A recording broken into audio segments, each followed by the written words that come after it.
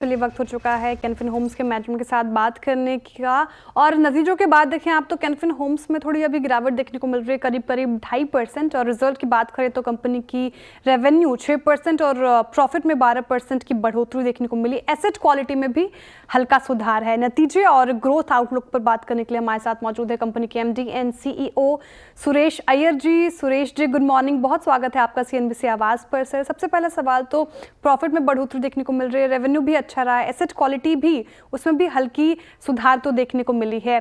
इसके पीछे के प्रमुख कारण क्या है सर? देखिए, मेन रीजन इसका ये है कि हमारा स्प्रेड और NIM जो है हमने through out the year maintain किया है। हमारे बोरोइंग साइड पे काफी मूवमेंट रही है। हमने बोरोइंग्स जो की है उसमें we have moved our MCLR link जो बैंक बोरोइंग्स थे उसको हमने रेपो लिंक बोरोइंग में कन्वर्ट किया है। और अदरवाइज हमारा मेंटेनेंस आप देखिए तो यील्ड भी हमने काफी मेंटेन किया, बिकॉज स्लाइटली हमारा जो पोर्टफोलियो का शिफ्ट रहा है वो हाउसिंग से लेके नॉन हाउसिंग में और सैलरीड से लेके SENP कैटेगरी में थोड़ा सा रहा है, जो हमारा गाइडेंस भी रहा है लास्ट ईयर के लिए कि हम ये दो कैटेगरी में थोड़ा सा इंप्रूवमेंट और शिफ्ट करेंगे, जिसकी वजह से इंप्रूवमेंट इन यील्ड हुआ है। सो बेसिकली ये दो रीजन है। लाइबिलिटी साइड में भी थोड़ा मैनेज अच्छा हुआ है and we have managed on the asset side. ये दो शिफ्ट्स को लेके हमने किया है, so that is has helped us. And asset quality को लेके हमारा Q3 के कंपैरिजन में Q4 में काफी इंप्रूवमेंट है SMA 0 कैटेगरी में, जिसके चलते हमारा जो ECL प्रोविजन है उसमें 10 करोड़ का राइट बैक हुआ है इन Q4। सो हमारा जो क्यूमुलेटिव प्रोविजन था ECL का up to Q3 that was 60 crore, वो घट के 50 करोड़ हुआ है। इसके चलते हमारा जो क्रेडिट कॉस्ट का रेशियो है वो 15 बेसिस का गाइडेंस था, उसके सामने सिर्फ 13 बेसिस पॉइंट्स का रहा है। So there has been an improvement in our overall credit cost guidance. Guidance के कंपैरिजन हमारा इंप्रूवमेंट रहा है। एंड जो इसके दैट हैज हेल्प्ड अस कि हम 25 करोड़ का मैनेजमेंट ओवरले कर सके and we have been able to build a buffer.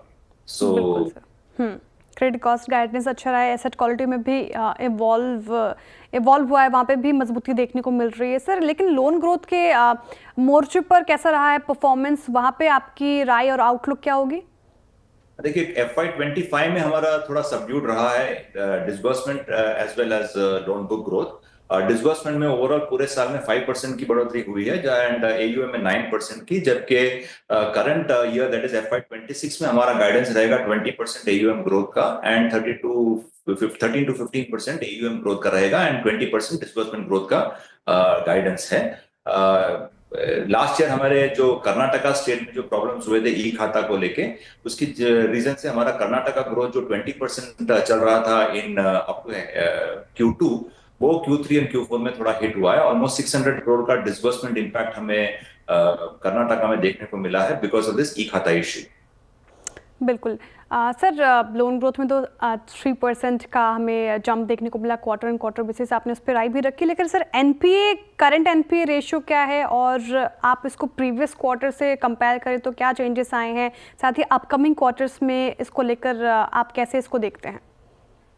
Q3 में हमारा जो ग्रॉस NPA परसेंटेज था वो 0.92% था, जो घट के 0.87% हुआ है इन Q4 में। And absolute value of NPA में भी हमारा 341 करोड़ का जो NPA था Q3 में, वो घट के 333 करोड़ हुआ है। सो एब्सोल्यूट वैल्यू और परसेंटेज दोनों में इंप्रूवमेंट है इन NPA in Q4। And last year से हमारा यही मानना है और यही गाइडेंस रहा है कि हमारा जो एक्चुअल NPA है would be in the range of about 0.9% से के आसपास ही रहेगा, because that is the trend जो हमने पूरे पूरे साल में हमने ऑब्जर्व किया।